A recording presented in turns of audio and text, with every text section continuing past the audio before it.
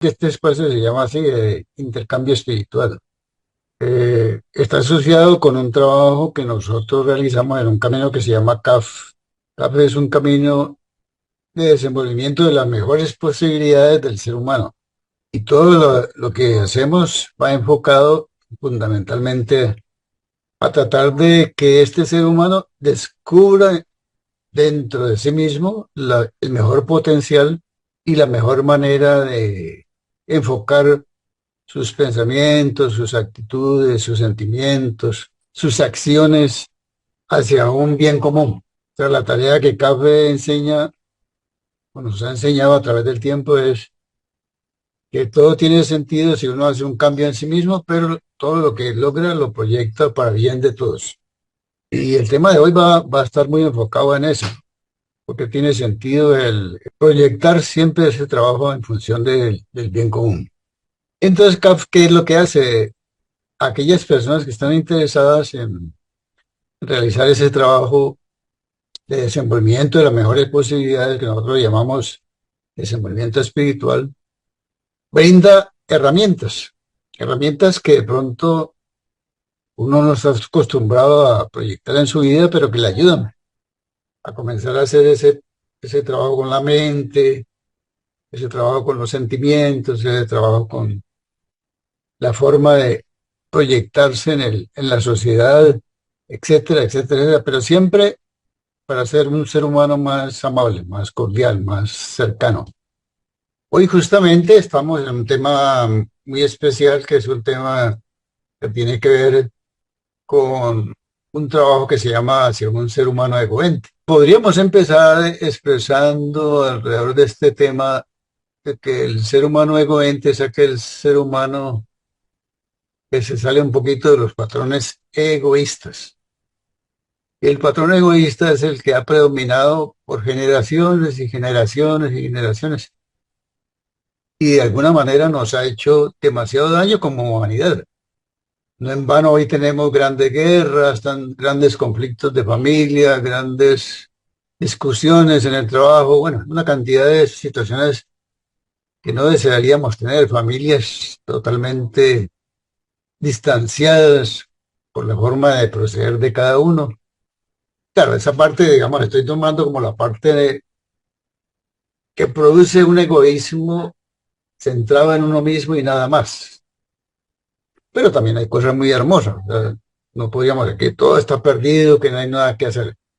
Entonces, lo que nosotros tratamos de comenzar a trabajar es a ver de qué manera, porque yo no soy ajeno al egoísmo. Ese egoísmo viene conmigo, nace conmigo. Es parte de una herencia, yo diría, como humanidad, como un gen humano que se incorpora en cada uno de nosotros y misteriosamente empieza a procesarse y a trabajarse. Pero ya sabemos que ese egoísmo induce a trabajar solamente para uno mismo, genera todo esto que hemos hablado.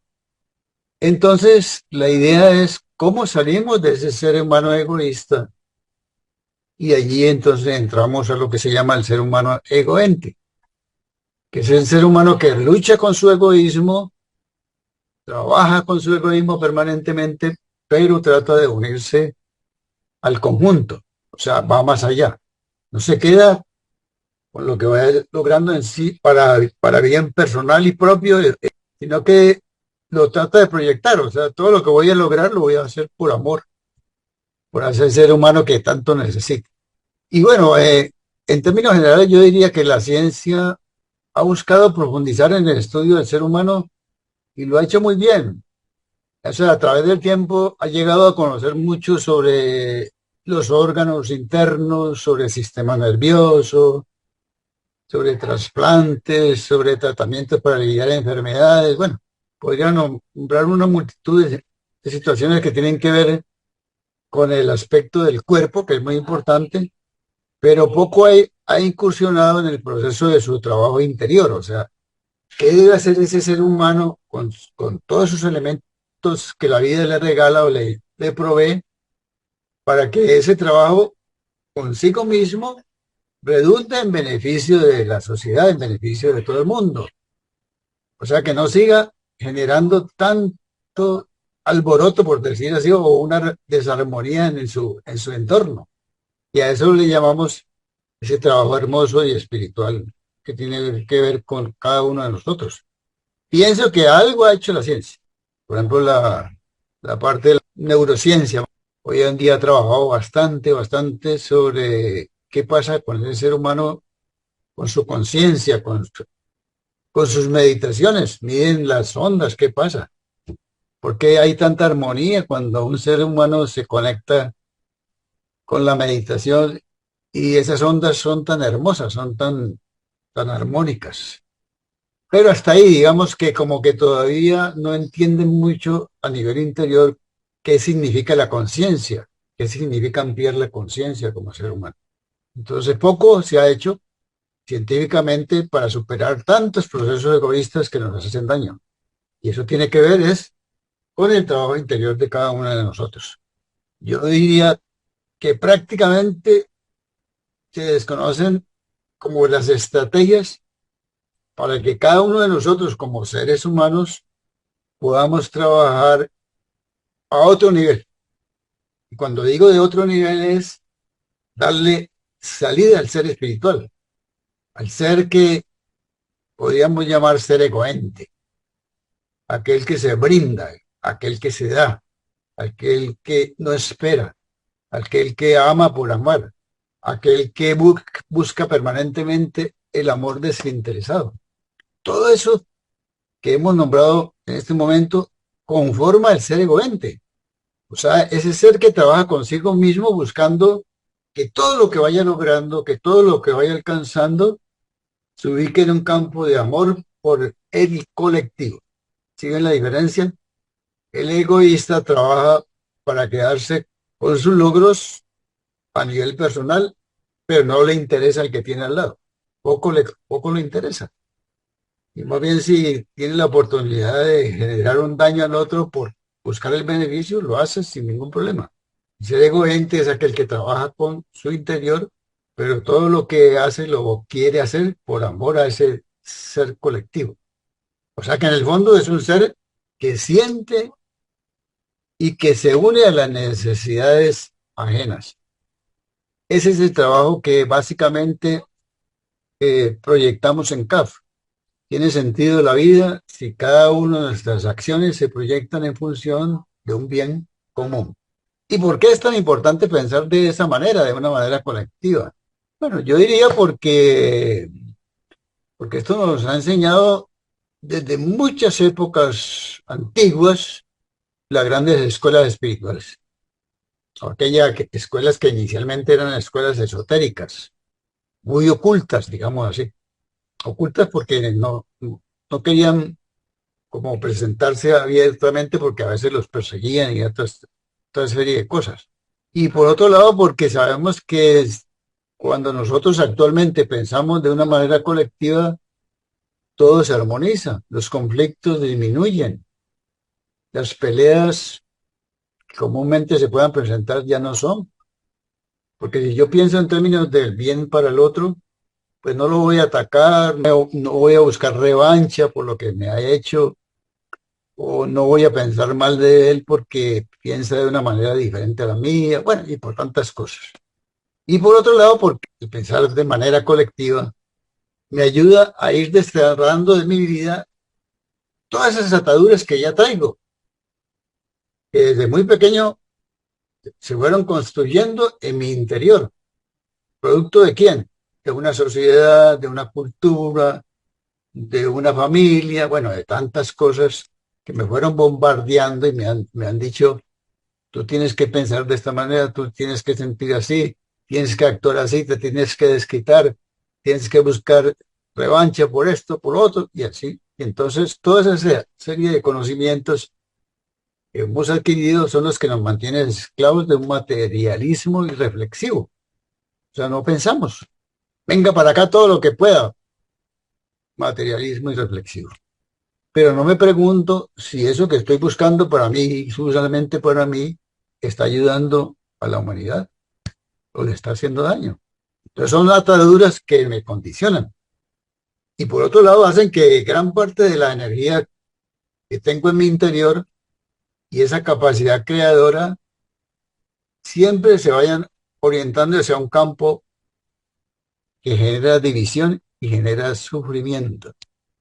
Por eso el Buda decía que el dolor es inherente al ser humano, pero el sufrimiento es algo que uno elige.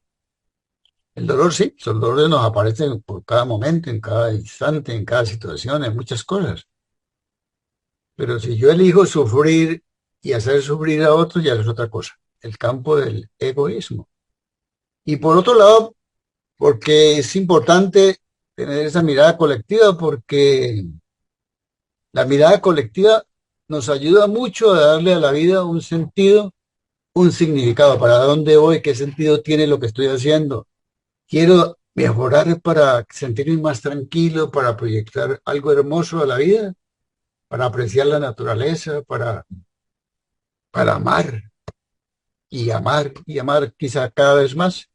Y en el momento que yo diga, hombre, sí me interesa, qué es lo que estoy haciendo, es aceptando que soy un ser con una mirada más espiritual y que quizá la misión con la cual he encarnado en este planeta es transformar mi vida con amor para que otros se beneficien.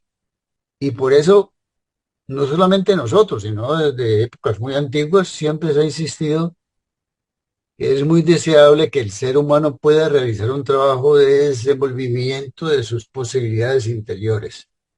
Lo que llamamos desenvolvimiento espiritual. Eso es una elección libre, ¿no? Porque todos tenemos libre albedrío, pero el día que la adoptamos, vamos a darnos cuenta de que vamos a aprender nuevas formas de comportarnos, nuevas formas de vivir, un nuevo método para aplicar a la vida. Y ese método es el que va a llevarnos a que las elecciones y acciones diarias se vayan ubicando en un campo que nosotros llamamos el campo del amor por el bien común, que es un amor completamente desinteresado. Y por esto es importante, pienso yo, que esta charla nos ayude a darnos cuenta de que si emprendemos esa senda amorosa, poco a poco vamos a poder apoyarnos en herramientas nuevas, porque sí, hay que cambiar la modalidad de vida, entonces tienen que aparecer herramientas nuevas. Son herramientas que nos van a ayudar a transformar tanto nuestra vida personal como el entorno en el cual me desenvuelvo. Y esto es una realidad, ¿no? Es una realidad que la tenemos que comprobar. Por eso nosotros insistimos mucho que todo lo que vamos aprendiendo a través de todas estas experiencias, tratemos de experimentarlas, de vivirlas, para que podamos decir, hombre, eso es real, no es real. Porque no es cuestión de que aquí lo estamos diciendo y que ya eso es la verdad absoluta, ¿no? Trata de experimentar y comprobar. Y posiblemente se dará cuenta de que esa fuerza interior que lo contiene nos va a impulsar a cada uno de nosotros a encontrar maneras para ese desarrollo armónico que deseamos. Y mírense que es muy hermoso contar con estas herramientas nuevas. Por ejemplo, ¿no? A nosotros se nos ha enseñado, igual estamos enseñando a personas que se conectan con estas posibilidades, la meditación, por ejemplo. Entonces enseñamos a meditar, hacemos prácticas de meditación, hacemos momentos de oración porque son muy importantes. Creemos que la oración más que una frase que se está diciendo y a veces no se sabe qué es lo que se dice, la oración es una forma de conectarse con la fuerza divina que hay en nuestro interior y por otro lado es una herramienta muy antigua. Quizá la primera que descubrió el ser humano para reverenciar a eso que desconocía. También nos dan como elementos para que podamos estudiar algo que verdaderamente nos ayude, algo apropiado. Nos enseñan a detenernos en cada momento para ver de qué manera estamos viviendo, experimentando cada experiencia.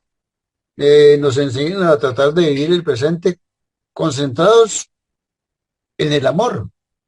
Bueno, podríamos nombrar aquí cantidad de elementos, pero que todos esos elementos nos conducen a encauzar de manera muy positiva esas energías que tengo en mi interior y me ayudan a no malgastarlas en situaciones que no vale la pena. Pues es todo un trabajo hermosísimo que nos ayuda a tener un nuevo enfoque hacia la vida. Y ese enfoque es expansión de conciencia. Ustedes saben que la conciencia, todos tenemos como seres humanos conciencia y voluntad. ¿Qué es la conciencia? Es aquella capacidad de darme cuenta de qué manera puedo estar viviendo, por ejemplo. Y yo me doy cuenta que estoy fallando en esto y estoy fallando en aquello y que quiero mejorar esto y que quiero mejorar aquello. Lo que tengo que hacer es ponerme a trabajar con todas estas herramientas y me doy cuenta que mi conciencia cambia. Lo que antes veía de una manera, hoy la veo de otra. ¿Por qué? Porque ya proyecté nuevas maneras. Porque pude penetrar en campos desconocidos que me han ayudado demasiado, me van a ayudar demasiado en esta tarea, como por ejemplo la participación, cómo yo participo del dolor de otros, cómo participo de los problemas que existen en la humanidad.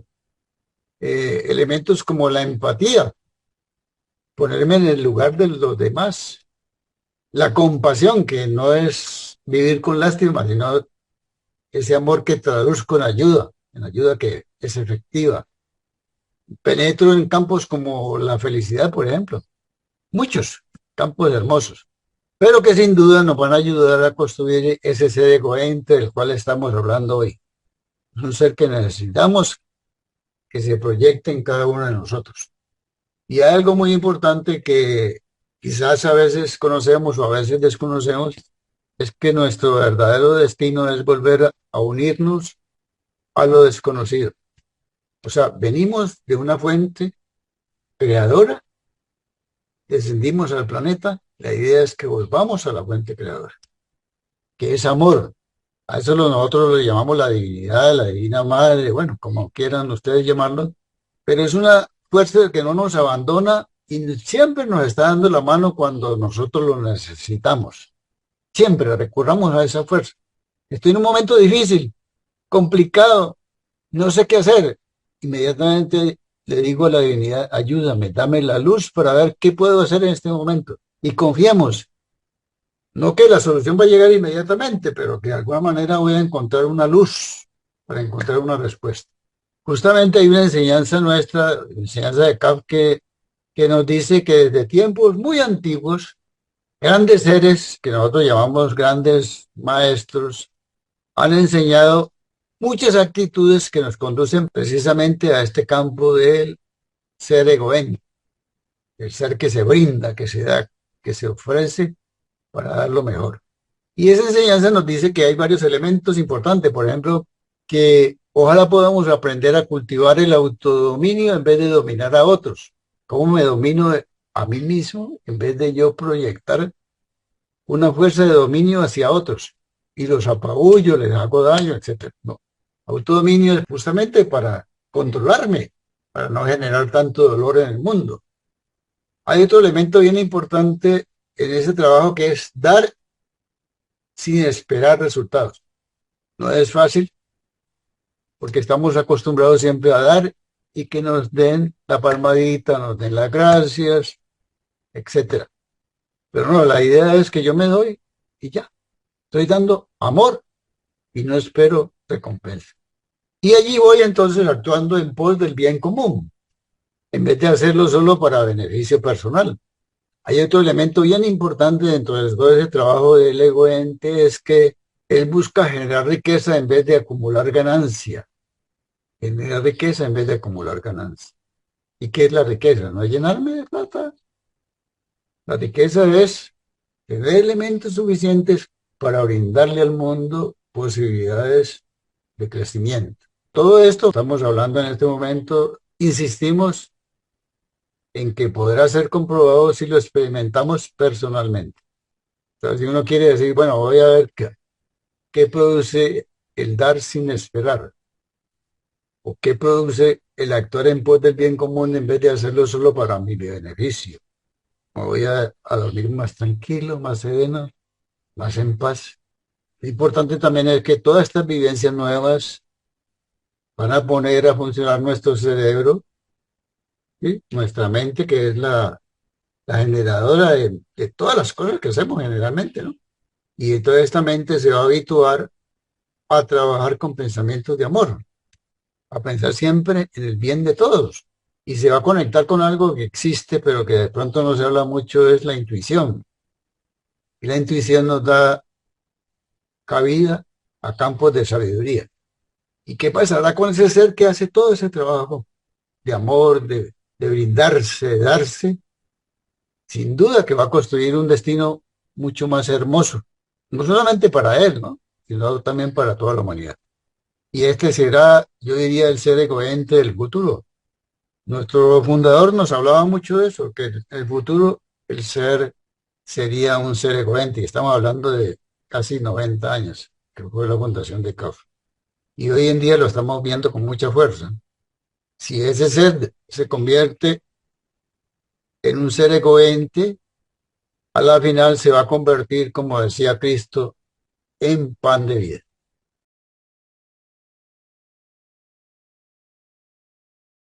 El ejercicio de la semana. Yo creo que Raúl nos abrió una puerta para hacer un ejercicio en la semana, que es lo que él planteaba, por ejemplo. Vamos a tratar de estar muy atentos, o sea, ser un observador muy consciente de si en el momento estoy actuando egoísta o egoístamente. Y eso da para trabajo de todo el día.